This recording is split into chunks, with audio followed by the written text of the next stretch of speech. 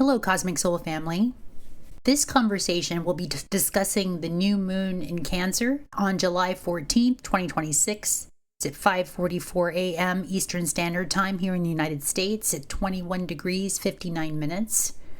And so we're going to be discussing some of the themes surrounding the astrology of this time. There's so many potent configurations, so many geometries that are supporting our growth, our healing, our nurturance. I'm thinking all things Cancer, it rules the home. If you're looking at the screen, if you guys are watching on YouTube, if you're listening to the podcast, you might want to check out the visuals, because Cancer does rule all fourth house matters, our ancestry, our roots, our early childhood, that which we learned from our ancestors, from our family. And so right now, new moons are new seed points. Think of like if you're getting ready to plant a garden, it's a new seed of intention. And so what does this new seed signify? It's a new seed of how we relate to our families, and perhaps who we see as our family. It might just not be the family that we're born into, the bloodline. It's actually more of the human family, because there's other configurations that are supporting this type of dialogue and this type of energy. We're going to be looking at that as well. Just think now, maybe take a deep inner breath and just ask yourself, what in my family dynamics is shifting, is changing? What new perceptions, new ways of relating to my family are being planted right now? Those of you really want to embody this energy can actually go and plant a seed in a garden and just hold that seed of intention for new family dynamics to emerge within your consciousness, the way you have been perceiving your family, how you relate to your family. And again, we're expanding our consciousness to include not only our bloodline, but our human family. The next configuration that I wanted to look at and share with you is this incredible, almost like a basket. Okay, so if you can take a look at, again, the screen, we've got Pluto at 4 degrees Aquarius, which is opposite Jupiter at 3 degrees Leo. And that's sort of holding the basket. That's the top of the basket, and the bottom of the basket would be these sextiles happening. And there's also another sextile happening with Pluto in Aquarius, with Neptune in Aries, also at exactly 4 degrees. And then we've got another sextile happening between Uranus and Gemini and Jupiter and Leo at exactly 4 degrees. Jupiter's going to be 3 degrees, but it's still close enough for it to be almost an exact sextile.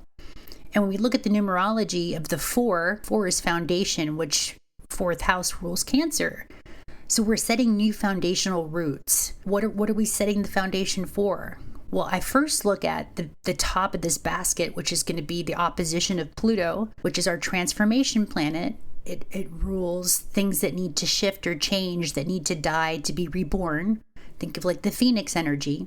And in Aquarius, it's about humanity. It's about groups. It's technology.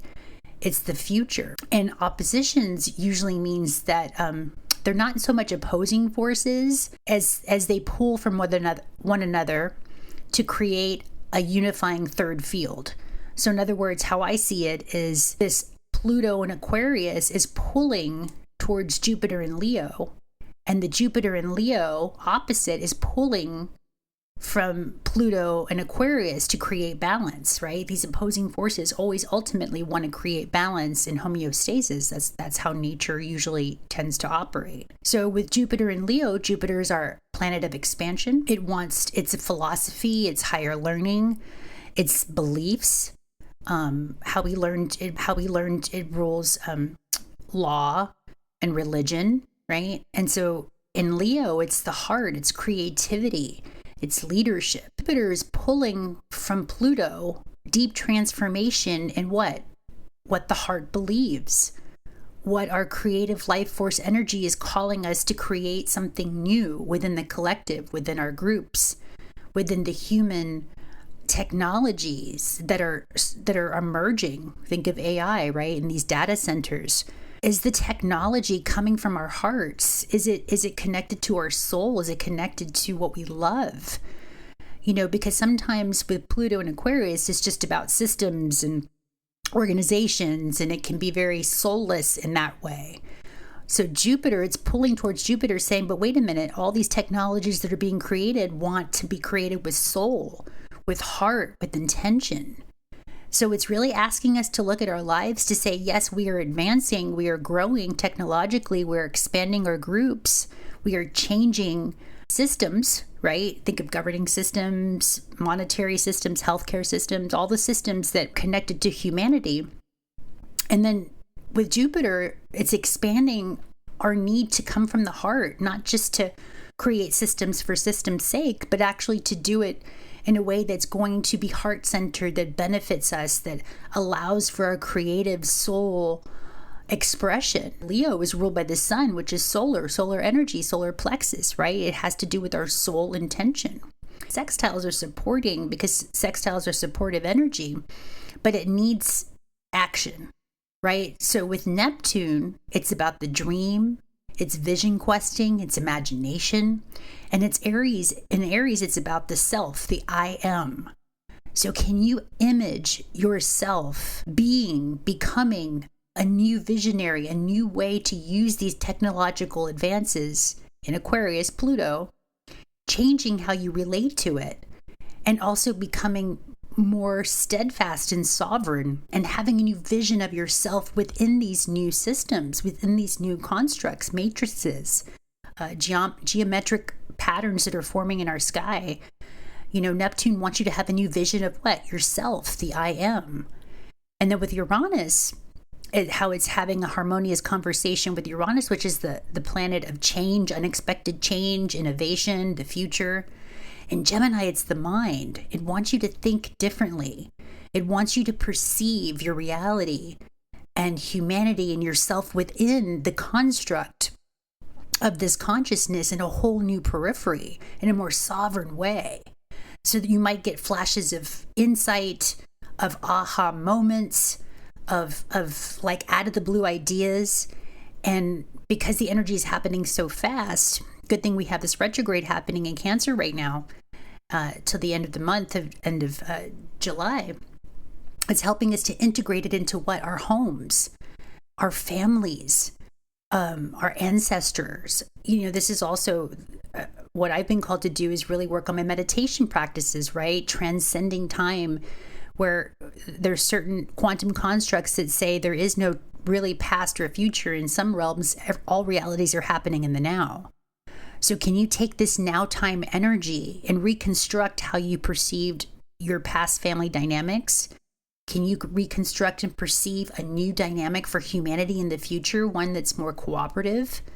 Because we do have Uranus also sextiling Jupiter, which is expanding, our need to feel free, because Jupiter's freedom. You know, Jupiter's ruled by Sagittarius, and Sagittarius is a horse, and we are in the year of the fire horse. And so the fire horse energy just wants to roam. It wants to be free, right? It wants to break out of its old mental constructs created within our families, created from families, how we learned to live in this world from our families. And so this is a whole new transformation energy, and these energies are really supporting this level of awareness. And it's asking us, it's changing us, whether we want to or not. So it's just, your astrology and the perception and the language of astrology helps us to perceive these changes that are happening already, and give us some constructs around it, right? Gives us a point of reference, words, archetypes to help embody these energies. Now, we also have this Neptune in Aries. We talked about this trine energy, right? We talked about the year of the fire horse. Well, there's this fire trine happening during this new moon between Neptune, which of course is our spiritual planet, and Jupiter, which originally used to rule Pisces. So Pisces right now is the modern ruler, is Neptune. The ancient rulership, before they discovered Neptune, Jupiter was the ruler of Pisces. So there's this correspondence here between the fire of Aries and the fire of Leo. Aries is the I am. It's your identity, right? It's just the first house in the zodiac. It's the first sign. And with Leo, it's the heart. It's creativity. So Leo wants expansion. Aries wants sovereignty. Neptune wants new vision. And Jupiter wants to help you learn and develop a new philosophical way of seeing your life and yourself in relation to everything and all things, right? Because Neptune is oneness. And so it's expanding that oneness consciousness, but it's asking you, it's supporting you, because trines, think of like a triangle, the energy moves in a very harmonious way. During this new moon, it's asking you to step into your creative gifts unapologetically, stepping outside the boundaries of what maybe family expectations, even what you expected from yourself. You know, you're forming a whole new identity, but it's based on what your heart wants now, and really honoring your own creative gifts, stepping outside the boundaries of somebody else's expectation, the other. And so this could be a very potent time too, to begin this new series of sequences of mantras, perhaps the new I am. Who are you now? Not who your family told you you were, but who you are becoming now, based on the consciousness and the expansion of the heart, which is all Leo, and it's leadership. It's learning to lead your own life unapologetically. Now, the shadow with this, or I would say the disagreeable aspects, could be belligerence, grandiosity, sometimes in your journey to becoming. Sometimes you get overinflated, and the ego can become overinflated, and right, and sometimes, you know, slow and low is the way to go, especially when it comes to thoughts, because we can overexpand our sense of identity, and then we get, you know, belligerent, and sometimes the tyrant can come out, right? Because if you haven't been sovereign in your own thoughts for so long, all of a sudden you break out the box, and it can be an explosive energy, especially since Uranus is right there in the middle, because it's unexpected thoughts and ideas. So just learn to mitigate it by just being slow. Again, we have this Mercury retrograde right now in Cancer, so it's helping us to slow down in our homes and our bodies, to rest, to nurture ourselves, to perhaps, you know, think before you create, and to ask yourself, what is your motivation for creating? Really just get into that humble position. Because we also have what I'm seeing too, there's a square happening with Uranus, the planet of change, in Gemini, the mind, and it's squaring. So squares means there's a tension that is going to create change. Something needs to change within these aspects. And so the aspect of Venus in Virgo, what needs to change? Well, your love of your body, your love of devotional practice to your work and service to the other, to humanity, to the earth. And so there might be some conflict around the new ideas, the new ways that you're becoming, the new perceptions you're having of yourself, and also how you used to work and be of service, and your daily practices, right? It might be asking you to do something different with your life daily, to embody more of this new becoming, this more Jupiter and Leo energy, honoring your creativity. And so the square is demanding us to look at our daily practices. What are you devoted to daily? Are you giving your body time to rest? Are you nurturing yourself? Are you taking care of your health? Because Virgo rules health. So making health a priority, because Venus is about love and beauty and harmonizing. And it wants to harmonize, but you've got to change your thoughts about how you perceive yourself, about your worth and value, because that also has to do with Venus. And so Gemini and Uranus is giving you new ways to perceive yourself, and showing you that, hey, what you do for the body, you are doing for the mind. There's a direct correspondence there between the mind and the body.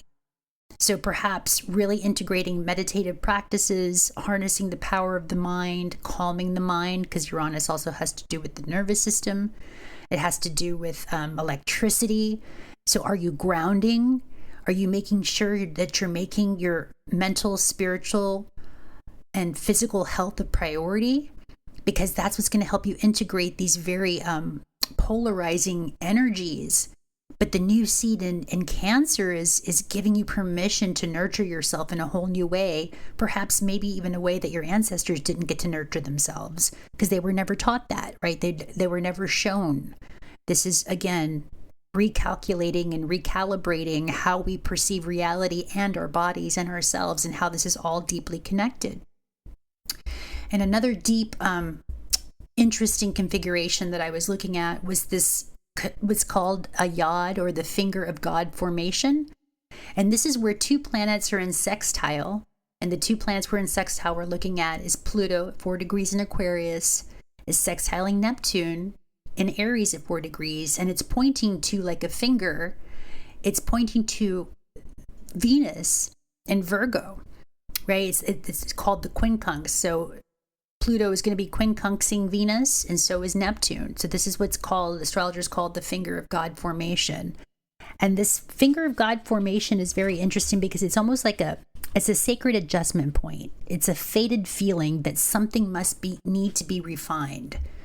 So Pluto and Neptune are harmonizing. They're the base of this finger of God formation, saying, look, Pluto's transformation, it's death, rebirth.